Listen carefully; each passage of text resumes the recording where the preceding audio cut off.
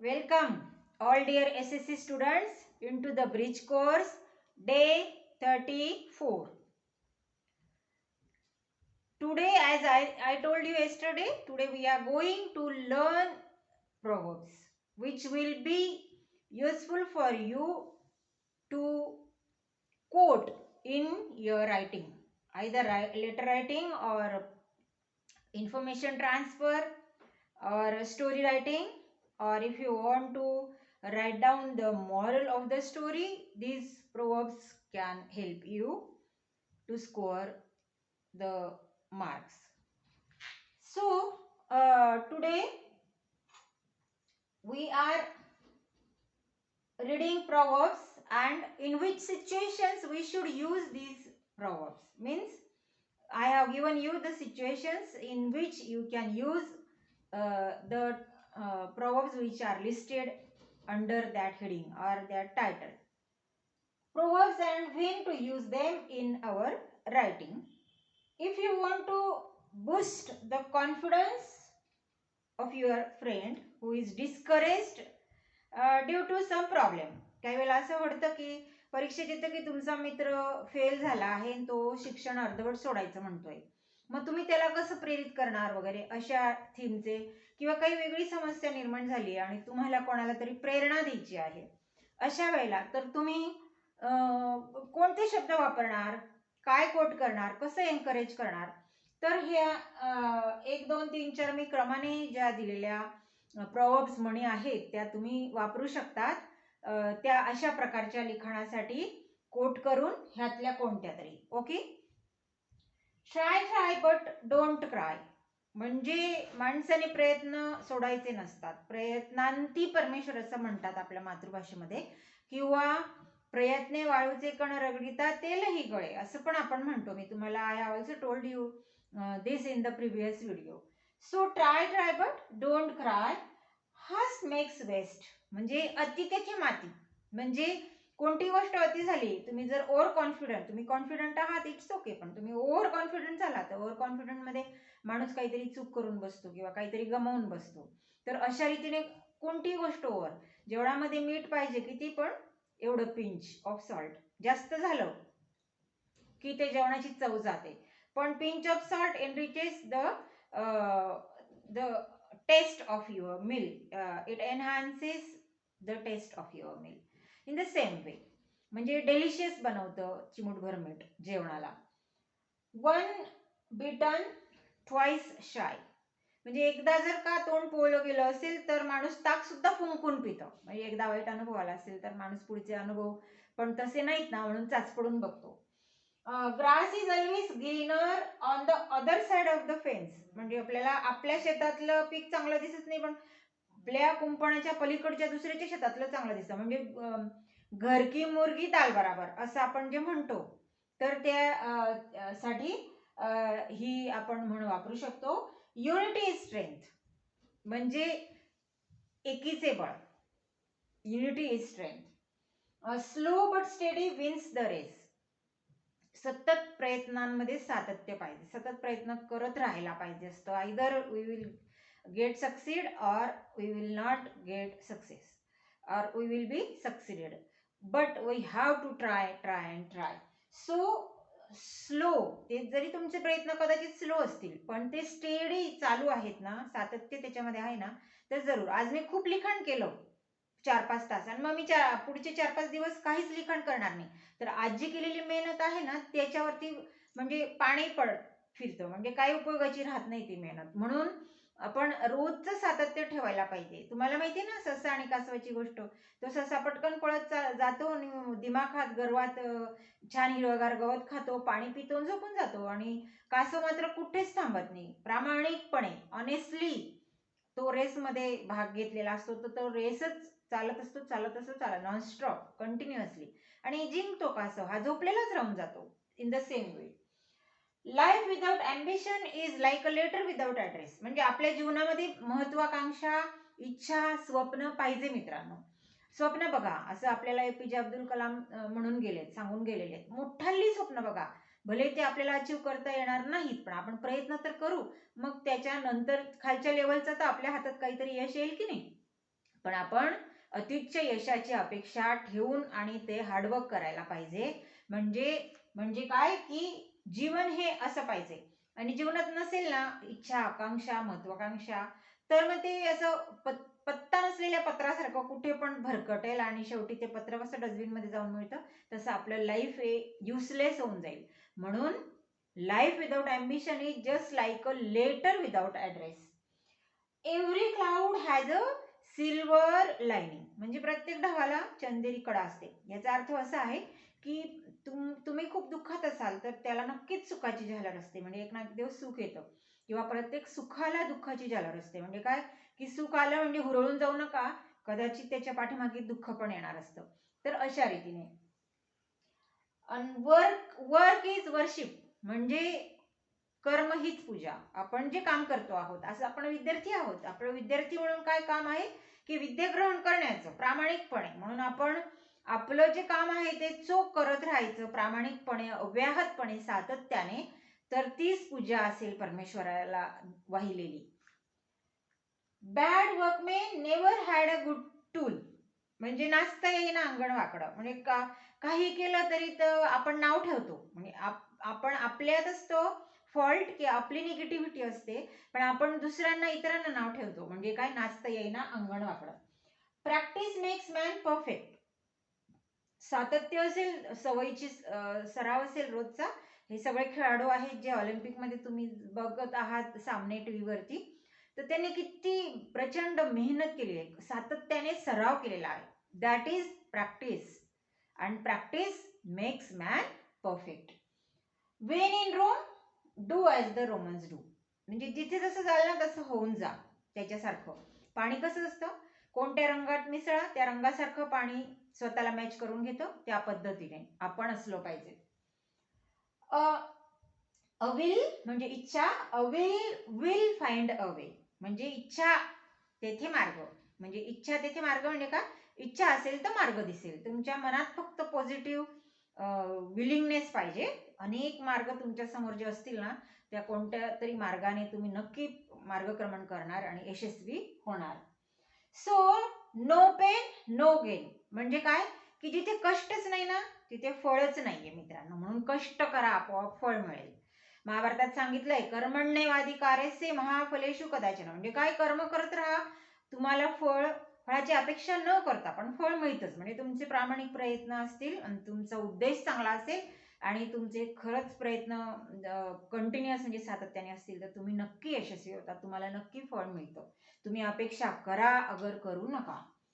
Cowards die many times before their death. म्हणजे भीत्या पाठी ब्रह्मराक्षस. म्हणजे तुम्ही जेवढे घाबराल ना तेवढे तुम्ही भीतीच्या नैराश्याच्या गर्तेमध्ये दाबले जाणार खाली खाली. म्हणून घाबरायचं नाही, आलेल्या परिस्थितीला तोंड द्यायचं धैर्याने. Courage, be courageous. Courage is the surest weapon in danger. बघा, कोणत्याही संकटामध्ये सगळ्यात धारदार शस्त्र कोणतं असेल तर तुमची आमची हिम्मत, आपलं courage. Okay. Self evident truth needs no proof. म्हणजे का, हातच्या कंकणाला आरसा कशाला. म्हणजे जर जे सत्यच आहे ते सत्य प्रूव्ह करण्यासाठी पुराव्याची गरज नसते. Failure is the first step to success. म्हणजे बघा, अपयश येतच पण त्याच्याने खचून नसतं जायचं. तर असं समजायचं की यशाकडे जाणारी ही पहिली पायरी आहे.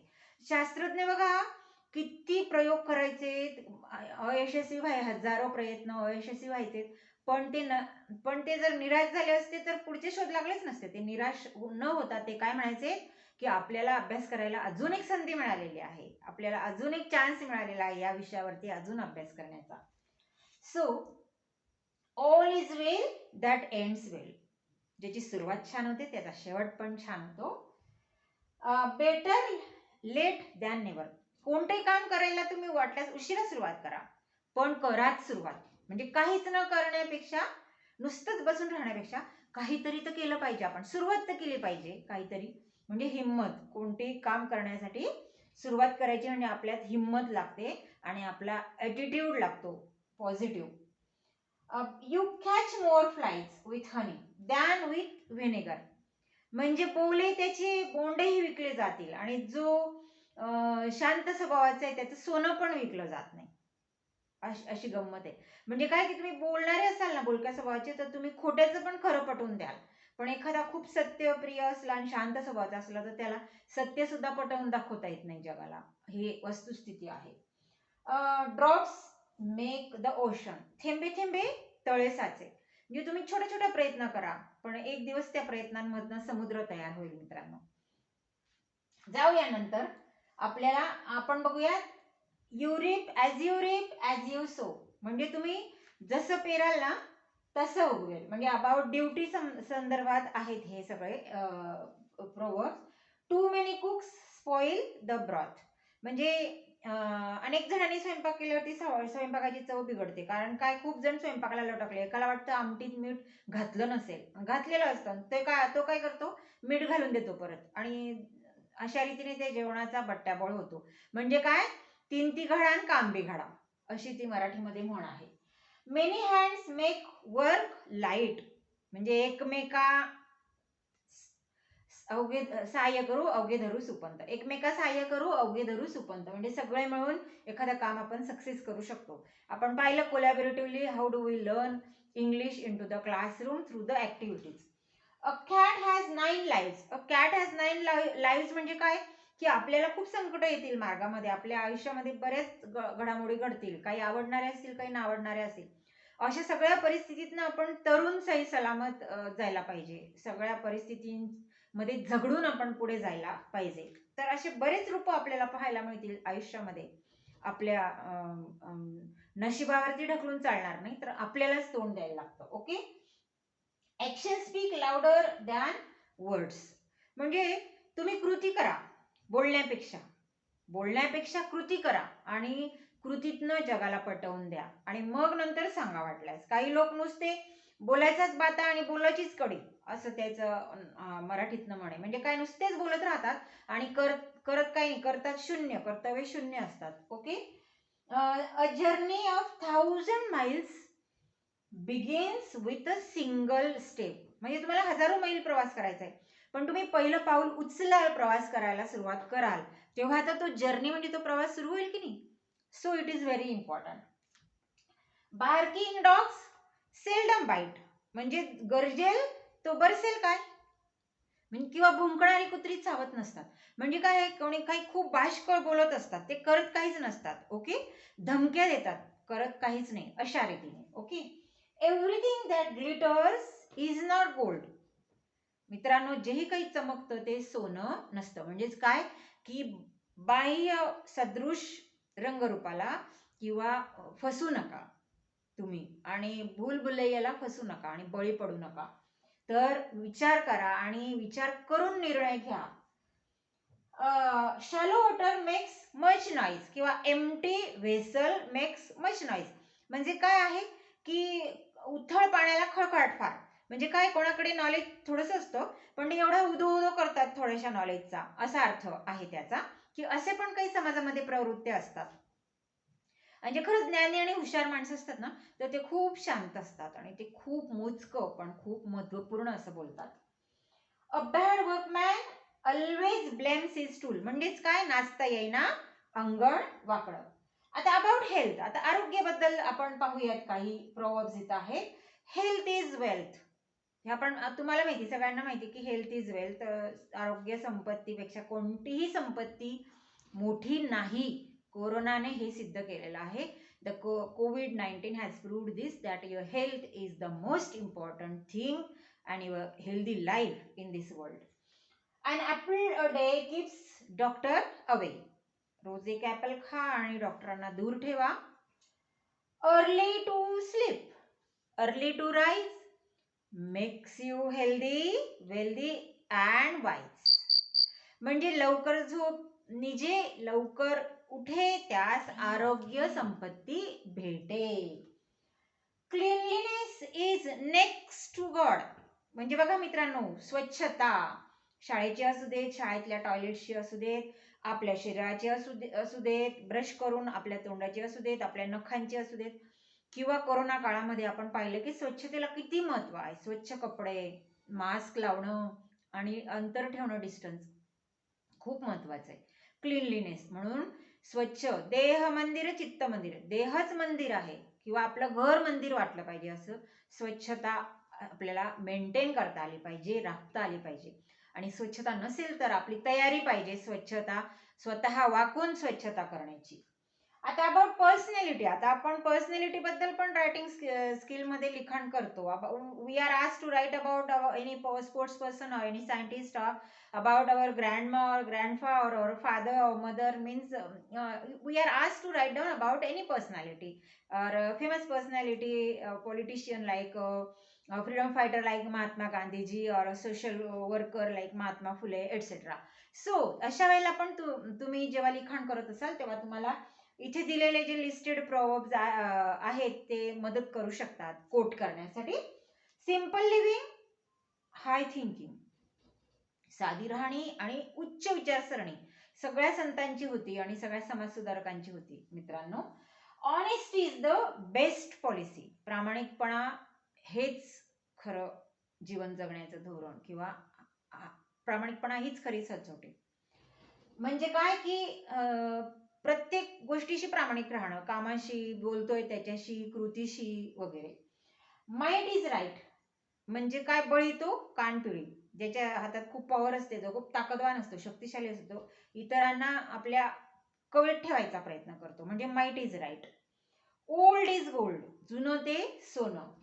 पेन इज माइटियर दॅन सोड, म्हणजे एखाद्या धारदार शस्त्रापेक्षाही पेन हे जास्त धारदार शस्त्र आहे. पेन की ज्याच्याने बघा टिळकांनी एवढं बलाढ्य ब्रिटिश साम्राज्य, ब्रिटिश एम्पायर हलवून सोडलं होतं, आणि सावरकरांनी सुद्धा आपल्या लेखणीतनं. वर्ड्स शुड बी वेड नॉट काउंटेड, म्हणजे काय आहे की कृती महत्वाची शब्दांपेक्षा, म्हणून कृती दाखवा, शब्द नका. Uneasy lies the head that wears the crown, म्हणजे जया अंगी मोठेपणा तया यातना कठीण, म्हणजे ज्या सगळ्या मोठ्या व्यक्ती होऊन गेल्या आहेत ना, त्यांनी खूप सोसलंय, त्यांना सहजासहजी एवढं मोठं नाव त्यांचं झालेलं नाहीये. मग तुम्ही महात्मा गांधीजी खरंच बोलले, जन्म झाल्यापासून मरेपर्यंत सत्य आणि सत्यच बोलले. तुम्ही सत्याचे प्रयोग पुस्तक वाचलं असेल, किंवा महात्मा फुले, सावित्रीबाई फुले, आंबेडकर यांनी किती सोसलेलं आहे, तेव्हा कुठे त्यांचं नाव मोठं झालं. आपले पंतप्रधान देशाचे किती जबाबदाऱ्या पेलत असतात, तर सोपं नाहीये मोठं पद सांभाळणं. म्हणजे तुम्ही पण क्लास 1 क्लास 2 ऑफिसर होणार असाल तर तयारी ठेवा की आपल्याला खूप रिस्पॉन्सिबिलिटी येणार आहे, आणि ते आपण सक्सेसफुली पेलणार असू तर तुम्ही नक्कीच क्लास 1 ऑफिसर व्हा. म्हणजे तयारी ठेवा की काही परिस्थिती आली तरी मी फेस करेन, मी तोंड देईन, मी मागे हटणार नाही, अशा रीतीने. सो डोंट जज a book by its cover, आपण पाहिलेलं आहे in the previous videos, we have seen this problem. So about opportunities, संधी पण येत, संधीच्या बाबतीत पण काही प्रॉवर्ब्स म्हणी आहेत. त्या अशा, strike the iron while it is hot, तवा तापल्या ना तर पोळी शेकून घ्या, पोळी भाजून घ्या.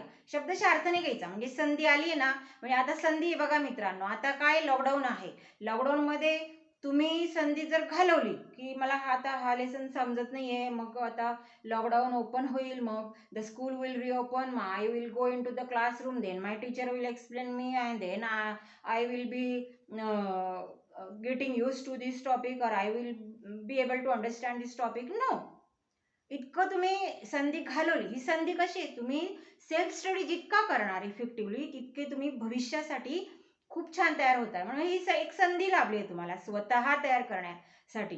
म्हणजे दुसरं स्पून फिडिंग तर आपल्याला तर कोणीही भरवेल, पण तसं नको आपल्याला, आपण स्वतः तयार झालो पाहिजे. बाळ स्वतः जेवतं ना हाताने तेव्हा त्याचं पोट भरपूर भरतं व्यवस्थित. म्हणून स्वतः तुमच्या बुद्धीचं पोट भरू द्या, स्वतः धडपड करा, शोधा, प्रयत्न करा, शिका, वेगवेगळे छंद जोपासा. लॉकडाऊनमध्ये फॉरेन लँग्वेज शिका, एखादी कला शिका, तुम्हाला इंटरेस्ट असेल तर. ऑनलाईन सगळ्या गोष्टी अवेलेबल आहेत शिकण्यासाठी, फक्त ते तुमचा पॉझिटिव्ह अटिट्यूड आणि तुमची तयारी पाहिजे, आणि ही आलेली संधीचं सोनं करण्याची तुमची तयारी पाहिजे. Time and tide wait for no one. आता लॉकडाऊन आहे, तुमचं वय थांबून राहील का? नाही. ही वेळ थांबून राहणार आहे का आजची? काय ते 3 ऑगस्ट 2021? नाही. भरती समुद्राची आणि वेळ मित्रांनो कोणाची वाट पाहत नाही, ते पुढे पुढे जात असणार. तुमचं वय पण पुढे पुढे धावतंय, तुम्ही लहानाचे मोठे होताय पुढे पुढे. म्हणून वेळ दौडू नका, युटिलाइज इट, त्याचा उपयोग करा. अर्ली बर्ड कॅचेस वोम, हजीर तो वजीर. जो पटकन हजर असतो पहिल्या नंबरला त्याला बेस्ट काहीतरी मिळत असतं, आणि जो रांगेत शेवटी असतो ना त्याला काहीतरी उरलेलं सुरलेलं मिळत असतं. Okay, always put your best foot forward. तुमचा ॲटिट्यूड पॉझिटिव्ह आहे, तुमची दृष्टी पॉझिटिव्ह आहे, तुमचं विलिंगनेस आणि मग तुमचं जे पहिलं पाऊल पडेल ते पण पॉझिटिव्हच असेल, म्हणून ते तुम्हाला सक्सेस कडेच नेणार. Well begun is half done. आणि एकदा का दमदार सुरुवात झाली ना कोणत्याही कामाची की त्याचं अर्ध काम यशस्वी झाल्यासारखं असतं, म्हणजे अर्धे काम फत्ते झाल्यासारखं असतं. म्हणून सुरुवात जोमाने करायला पाहिजे मित्रांनो. जल्लोषपूर्ण उत्साहात कोणत्याही कामाची सुरुवात करा. बघा, अर्ध काम इझिली संपतं ते. United we stand and divided we fall. म्हणजे एकीचं बळ. म्हणजे तुम्हाला माहिती आहे ती कथा की एक बाबा असतात, त्याचे 4 मुलं 4 दिशेला भांडत असतात एकमेकांशी वगैरे, त्यांच्यात एकी नसते. मग ते एक काठी देतात, इझिली मोडते, मग ते मुळीच देतात आणि मग ती काही मोडतं, त्यांना काही इझिली तुकडे करता येत नाही, त्याचे खूप ट्राय करतात ते. मग तेव्हा ते बाबा सांगतात की तुम्ही असे एक व्हा, एक राहा, म्हणजे तुम्हाला कोणी जगात हे करू शकणार नाही, डिफीट करू शकणार नाही. So friends, now homework is there for you. Translate these proverbs in your mother tongue. काही मी तुम्हाला म्हणी दिल्या इथे, त्या तुम्ही मराठीत आपल्या वहीमध्ये लिहा. आधीच्या पण तुम्ही लिहिल्यात वहीमध्ये, लिस्ट करून ठेवल्यात तरी चालेल मित्रांनो. See, I have 3000 quotations. Means when I was a student in 1990 or 1991, I found a book in my library and its name was 3000 quotations. And in those days we didn't have 1 rupee or 2 rupees, or no, there were no so many Xerox centers to Xerox the books or in this way make copies. So what I did, I copied all the 3000 quotations into my 200 pages notebook, and even today that notebook is there with me. आजही ती notebook माझ्याकडे आहे. 3000 quotations मी लिहिलेली college लाईफमध्ये असताना, 90-91 साल असेल, 1990-91. तर ते मला कामात येतं, म्हणजे कधीही ज्ञान वाया जात नाही मित्रांनो, हे लक्षात ठेवा. लिहून काढा तुम्ही सुद्धा. आणि हे तुम्हाला दिलंय, failure is the first step to success, haste makes best, rolling stone gathers no moss, drops make the ocean, every cloud has a silver lining, strike the iron while it is hot, might is right, and bad workmen never had a good tool. Okay, so translate these proverbs into your mother tongue, and we will see again something a very interesting topic in tomorrow's video. Till then, see you, bye, take care.